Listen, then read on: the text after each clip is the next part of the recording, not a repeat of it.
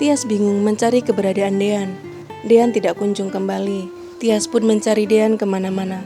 Tias mulai panik ketika dia hanya menemukan dompet Dean tergeletak di jalanan. Tias benar-benar cemas. Apa yang sebenarnya terjadi kepada Dean?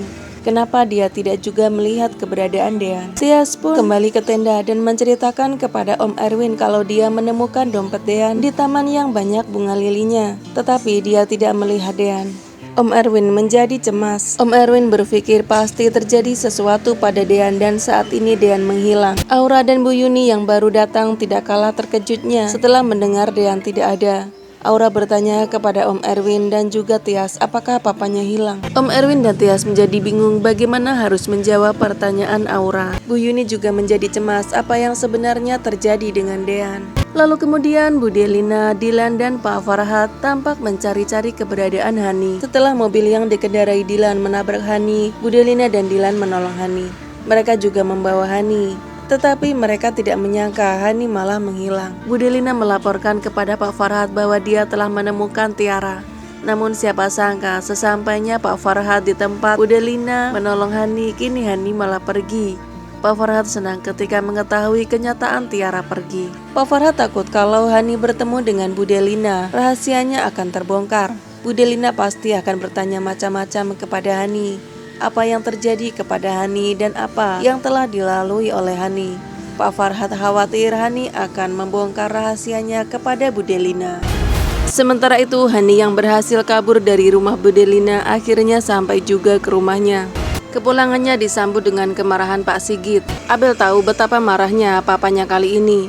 Setelah pertengkaran papanya dengan mamanya dan juga setelah kemarahan Pak Sigit kepada Gino, kini Pak Sigit harus kembali menghadapi Hani. Pak Sigit mulai menginterogasi Hani. Apa yang sebenarnya terjadi dengan Hani? Betapa murkanya Pak Sigit begitu Hani mengatakan bahwa dia telah mabuk dan tidak tahu apa yang terjadi kepada dirinya gara-gara dia mabuk. Pak Sigit kembali lepas kontrol. Dia menampar Hani. Dia benar-benar kecewa kepada Hani. Bu Wulan hanya bisa terdiam. Dia tidak bisa membela Hani lagi. Hani memang sudah sangat keterlaluan. Pak Sigit sudah benar-benar lelah menghadapi kenakalan Hani. Pak Sigit mengusir Hani. Hani benar-benar merasa hancur. Bu Wulan juga sudah cukup lelah membela Hani. Apalagi dia sering bertengkar dengan Pak Sigit. Kali ini dia hanya memilih diam. Tias begitu panik mengetahui kenyataan Dean berada dalam sebuah gubuk yang terbakar. Dia pun berusaha untuk menyelamatkan Dean. Semua orang berusaha untuk mencegah Tias yang ingin nekat menyelamatkan Dean dari gubuk yang terbakar. Dia sangat sedih tidak bisa berbuat apa-apa. Aura juga berteriak-teriak memanggil papanya. Bu Yuni mencoba untuk tenang.